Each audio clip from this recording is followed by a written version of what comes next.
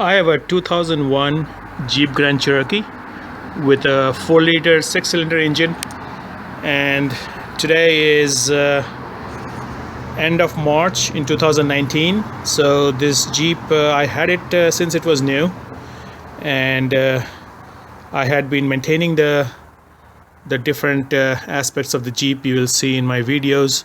Today what I'm going to do is I'm going to replace the power steering fluid. Now, I have never replaced the power steering fluid, which if you see the manual, it says to just top off, which I really didn't need to, but I think it's at a point where I should replace it. Now, if you look at your engine from the front, this is where your power steering fluid is, and the pump is right there. Now, if you look at the manual, it shows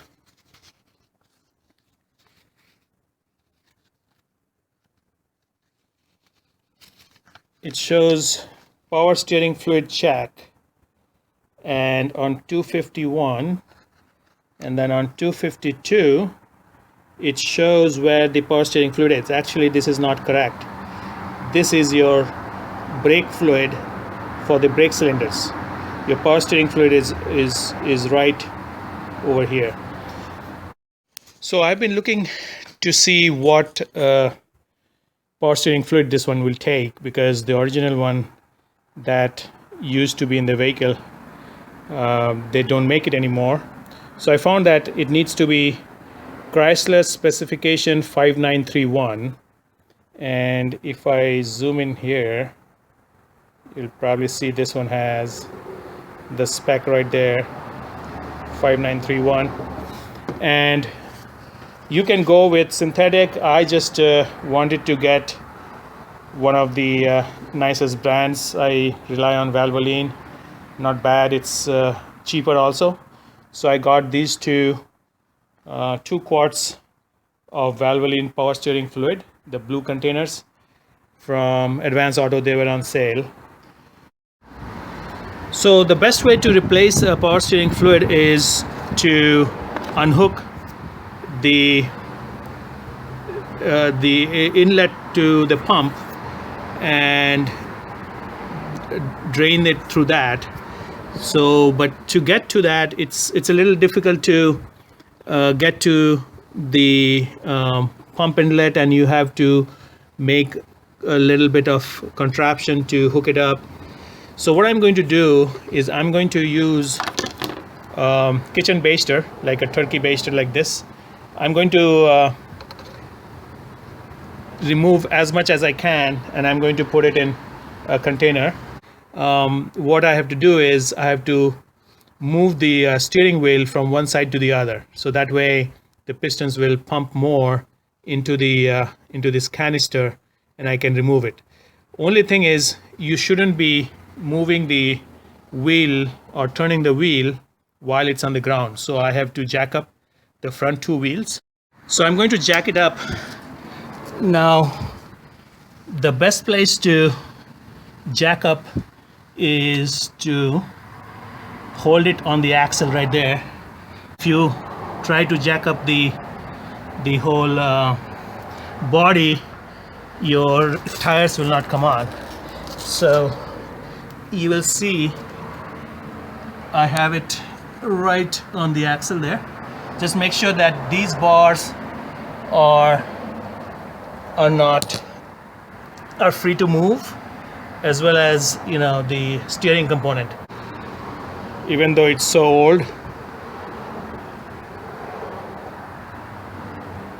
18 or 19 years old, still doesn't look too bad. It's still flowing. I had checked the steering fluid but never needed to change it. The maintenance doesn't say need to replace it. I've removed as much as I can from the tank. I'm going to just not turn the engine on. I'm going to turn the ignition on. So it's just to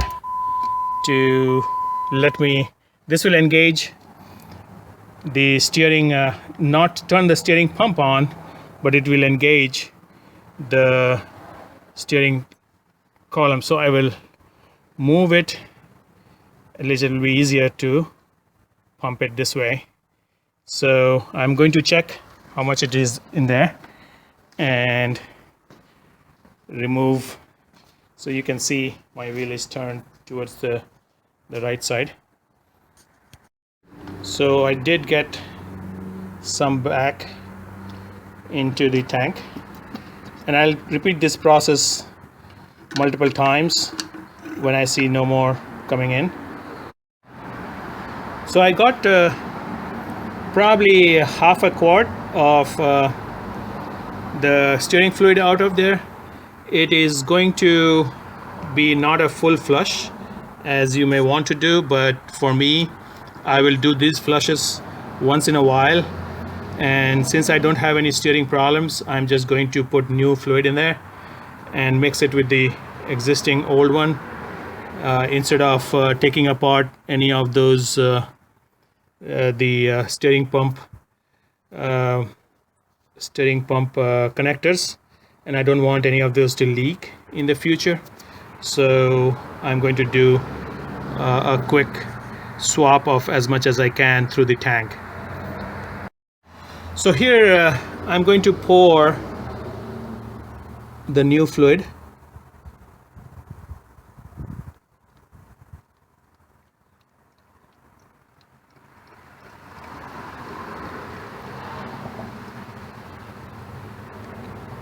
Cleaned the steering fluid cap, and I put it in, and you can see that the level is on the high mark. The lowest one is the add right here, but then there is the cold and the hot. So I'm going to leave it like now with this much. So I'm going to rotate it a few times and then turn the engine on.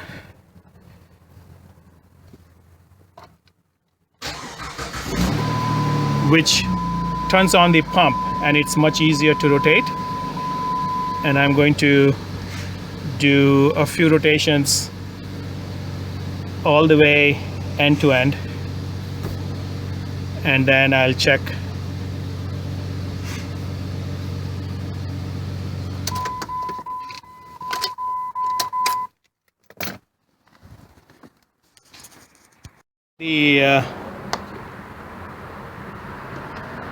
So you can see that it did mix with the old one because the pump brought up some old one. That is okay. I'm going to replace a few more times in the next few oil changes. That should refresh it, or even I can replace this one and get some new ones also. So I might just take out this old one, though it's mixed with the new one. I'm just going to remove another set of old fluid and put some new one in. So as I'm replacing this from the tank itself, I can see some clear. You can see more of the clear liquid coming in. So I'm going to leave this. It's very clear. I will run a few more times to see if I get dirty fluid, and if it's dirty, I'm going to replace it. And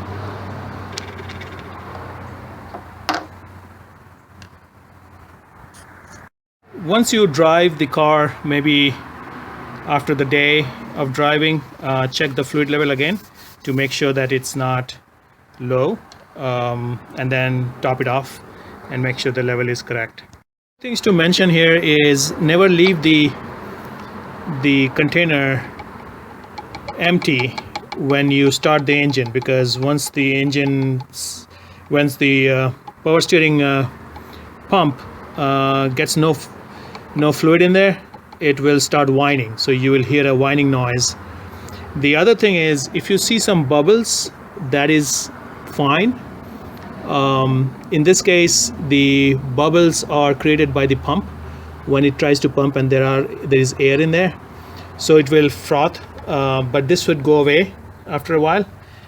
One thing is, when I look at the fluid, after I had started the engine for a while, and it's pretty clear. So I have replaced most of the fluid, if not all, using this technique. I used over a quart and maybe 1/4.